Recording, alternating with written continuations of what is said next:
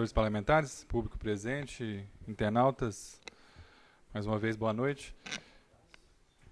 Eu queria falar de 3 temas e utilizar a maior parte da minha fala de hoje para falar da questão da saúde municipal. Só para esclarecer essa questão do pedágio, que é uma informação dada pelo Movimento Pedágio Livre, é que o pedágio de Vinhedo Viracopos, pelo quilômetro rodado, é o mais caro do país. Pelo menos era até no final do ano passado. Não sei que teve alguma alteração. Gostaria de falar sobre o segundo Fórum do Bem-Estar dos Animais, que foi realizado na quinta-feira da semana passada. Vários vereadores já disseram, foi um evento importante, foi um marco interessante para a cidade, porque foi um momento de elaboração, de reflexão sobre políticas públicas, né? Várias pessoas vieram e deram seus depoimentos, vereadores que têm um mandato bem focado nessa área, pessoas que trabalham com a política pública, como o presidente do Conselho Municipal do Bem-Estar Animal de Campinas, que é o Flávio, conhece bastante, então ele deu um depoimento bastante interessante. Ele preside uma ONG que é uma das maiores da América Latina, pelos dados que eles apresentaram. E queria agradecer a presença dos vereadores, né? A gente teve aqui a presença de 8 vereadores, então foi bastante representativo, bastante importante.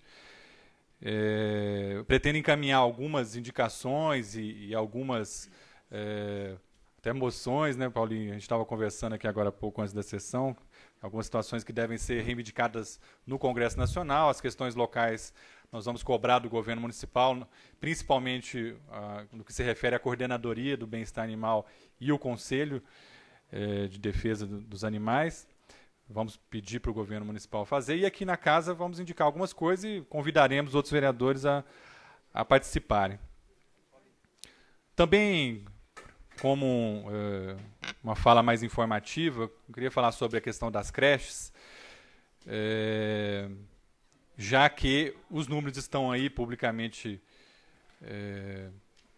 colocados nos jornais e no próprio site da Prefeitura de Vinhedo, que demonstrou uma redução brusca da fila de creches na cidade. E, segundo o que foi dito e que foi publicado, as duas principais razões são um remanejamento de crianças para salas que não estavam totalmente ocupadas, a ampliação de alguns espaços, né, de alguns 6, e pelo que eu senti até nas falas com o secretário Bernegócio, José Luiz Bernegócio, também teve uma iniciativa de dificultar a inscrição de crianças que, na verdade, vinham de fora da cidade e estavam na fila, e aí foi feito um pente fino maior. Então saiu também algumas pessoas que estavam na fila, foi isso que eu entendi. Então não é somente a reorganização do espaço, tem também essa regra mais rígida em relação à inscrição de pessoas que são de outros municípios e que se inscrevem na cidade. Então eu só queria dar minha opinião e muito rapidamente sobre isso. Primeiro, eu já falei na semana passada, até falei com o secretário de Educação, usei o termo para que a gente tenha cuidado para que nossas creches não virem depósito de crianças. Não há nada de pejorativo nisso e nenhum desdém à equipe. É um alerta para que isso não ocorra. Existem critérios do Ministério da Educação que definem a relação de crianças por sala, mas não é porque existe um máximo que nós temos que estar naquele máximo, né? Então, primeiro, um bom senso para que a gente tenha um número relativo, razoável de crianças dentro de uma sala de aula. E que esse número razoável de crianças dentro de uma sala de aula, né, na educação infantil, você também tenha professores, monitoras suficientes, né, de forma adequada. Então, não adianta, eu repito, tem salas da educação infantil com 26 crianças. Se tem sala com 26 crianças, 27 crianças, ou se remaneja, ou coloca-se uma outra monitora, uma outra professora no local para ajudar. Essa é a minha opinião. E segundo, concordo que a prioridade das vagas é para as crianças vinhedenses. No entanto, temos que ter bastante cuidado para que a gente também não seja muito duro ao ponto de, por exemplo, não permitir que mães que trabalham na nossa cidade, pagam imposto, ficam aqui o tempo todo, trabalham, por exemplo, no condomínio Marambaia, que é uma grande empresa da cidade, e diversas mães trabalham lá, que você coloca um bloqueio total para que as crianças não tenham acesso à creche. Isso é perigoso. Não precisa nem ir muito longe, não precisa ir para o condomínio Marambaia. Os servidores públicos municipais, inclusive por efeito de convenção coletiva, obrigam o governo municipal a dar vagas para as mães que vêm para a nossa cidade trabalhar, para o nosso povo, e têm crianças e precisam deixar essas crianças no seu local de trabalho. Então, é lei. Então, só bastante cuidado para que a gente não seja draconiano ao aplicar uma lei que é uma coisa que seja mais rígida. Que, repito, concordo que seja prioridade, mas não pode ser a impossibilidade depois que as nossas crianças vinhedenses sejam atendidas. Queria deixar isso registrado.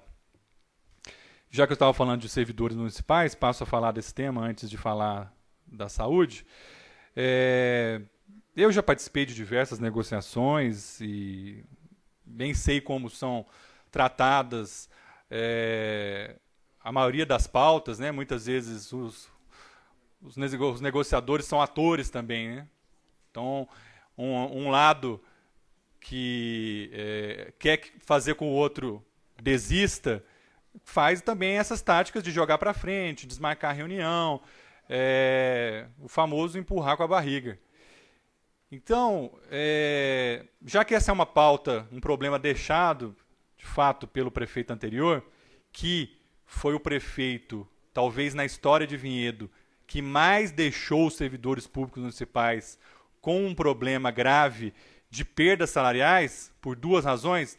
Primeiro, que em vários anos, isso foi demonstrado, ele deu 0 de aumento. Em outros anos, onde ele deu a inflação, ele não utilizou o índice correto, que era o INPC, e isso deu novamente um problema para os servidores. Então, aí tem uma perda salarial de vários anos acumulada que deve ser olhada com atenção.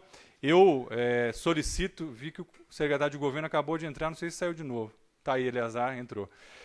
Eleazar, para vocês olharem isso com muito carinho, muita atenção, de não fazer simplesmente uma reunião formal. Não, nós vamos dar a inflação. Por que eu digo isso? Primeiro, por causa daquilo que o presidente do sindicato, Donizete, acabou de falar. Nossa cidade não é uma cidade como a maioria das do estado de São Paulo e do Brasil, né? O custo de vida é muito alto. Então, me parece bastante razoável que o piso salarial dos servidores também seja maior do que a média do estado de São Paulo, né? E principalmente aqui da região metropolitana.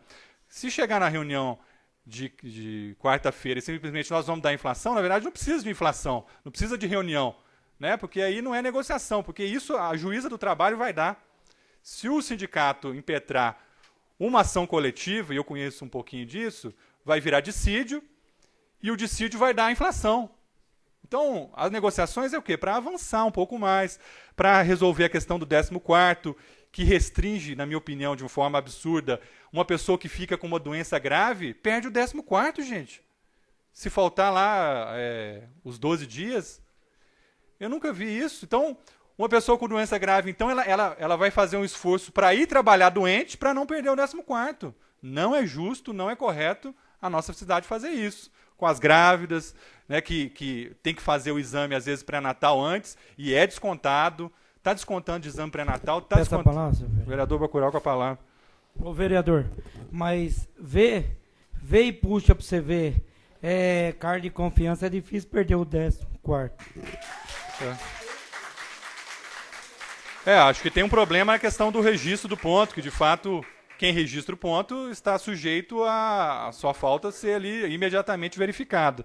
Mas enfim, a minha sugestão é que se considere essa questão do 14º salário, pautas residuais locais, como o desvio de função que tem em alguns setores. Várias pessoas da saúde falaram da questão do desvio de função, na educação tem desvio de função.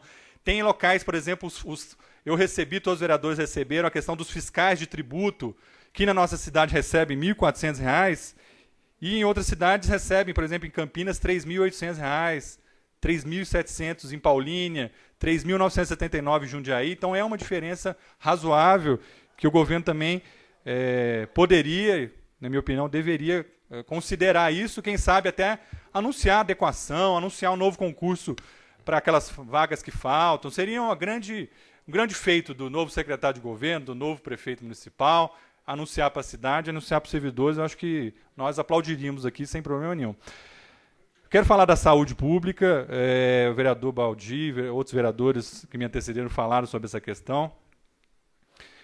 De quando em quando eu procuro informar a população e postar aí na internet. Fiz uma intervenção em relação à questão da dengue. Estive presente em algumas casas que eram foco da doença aqui na região central, na continuação da Monteiro de Barros, que é José Mateus Sobrinho, na beiradinha ali da linha do trem, e ao lado na Canudos também.